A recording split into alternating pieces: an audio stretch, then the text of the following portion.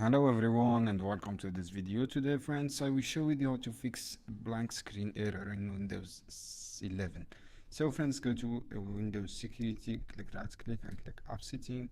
From here you see this option, rest, click repair, this option, repair. After that go back and search for register editor.